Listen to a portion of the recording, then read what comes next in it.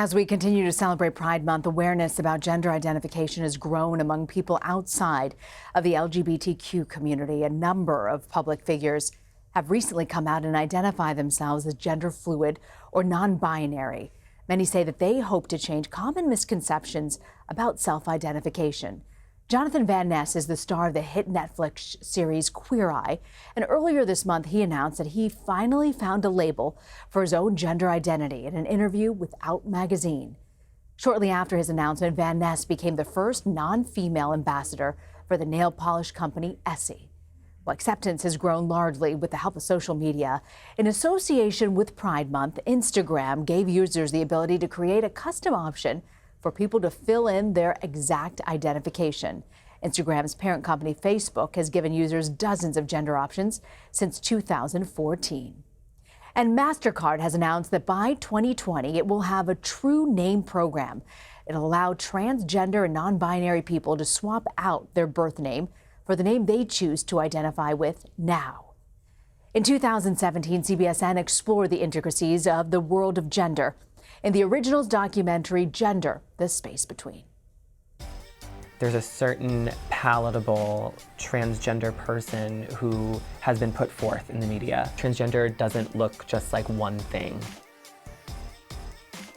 There is more than just boys, girls, men, women.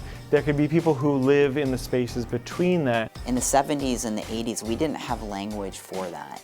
We just kind of got lost. I identify as agender. I identify as gender fluid. I identify as genderqueer. The older I get, the more I just identify with being non-binary. I feel like I've been running and running and running from gender all my life, and like this is as far away as I can get. People think that the word transgender just means, oh, switching genders or transforming. It's much more than that.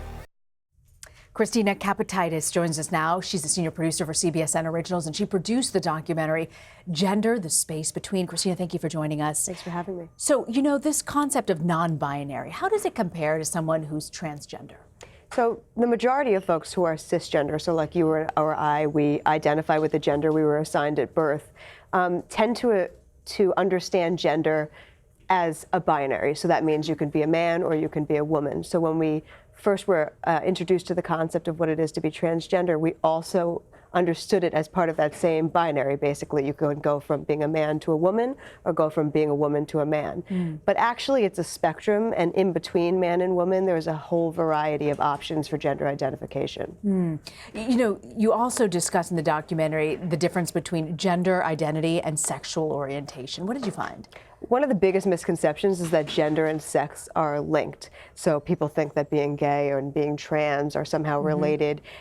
One of the characters in the doc, a teen named Brendan, actually put it, and I think the way that's the most eloquent, which is sexuality is who you go to bed with, and gender is who you go to bed as. Oh, interesting.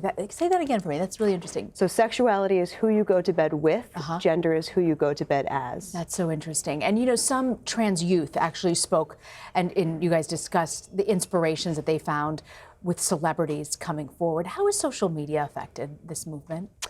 I think social media is huge. I mean, we hear a lot about, you know, a lot of the negatives with teens and social media. They have this endless current of options for interacting with their peers across the world and across their networks. And we hear about cyberbullying and the inability to disconnect and things like that. If you are gender nonconforming, sometimes it's really a lifeline. There were characters in our doc who lived in rural Midwestern towns, and they might be the only person that looks like them or acts like them, and that's very isolating. But if you can go on Snapchat or Tumblr or YouTube and see thousands of people that also identify as your gender identification, it's very freeing, and it can be a source of emotional support and also a source for answers, because you know, there isn't a wealth of easily accessible information about gender confirmation surgery or hormone treatment. But if you can go on YouTube and go right to the source of the people that are actually going through this themselves, it's very helpful. You know, and on the issue of gender fluidity, I want to actually play a bite for you from the documentary about the influence celebrities have had. She's amazing. I love her. I think she should be, if there's going to be a trans spokesperson, I think it should be Laverne Cox, definitely. I think Miley Cyrus is a very big like inspiration with me, especially when it comes to gender. She is just like fighting hard for the trans community. She is so open and accepting with that, and she's a very big voice, and I appreciate her for that. I love Jaden Smith. Yeah, Jaden Smith is doing a really good job of breaking like the clothing gender norm. I think it's really important for celebrities and people who have a wider platform to utilize that to make people more aware of what's out there. If you know at least somebody else is out there, even if you're not like connected with them, say you're just cognizant of Ruby Rose just existing in the world, being their beautiful self, it's just really nice to know that somebody's out there that could possibly help you. I mean, you're seeing some of these folks talk about how these celebrities have made a difference for them. Yeah, I think it makes a huge difference to see people out there in the mainstream, not only identifying as non-binary as some of them have. So you spoke about Jonathan Van Ness from Queer Eye coming out last week as non-binary.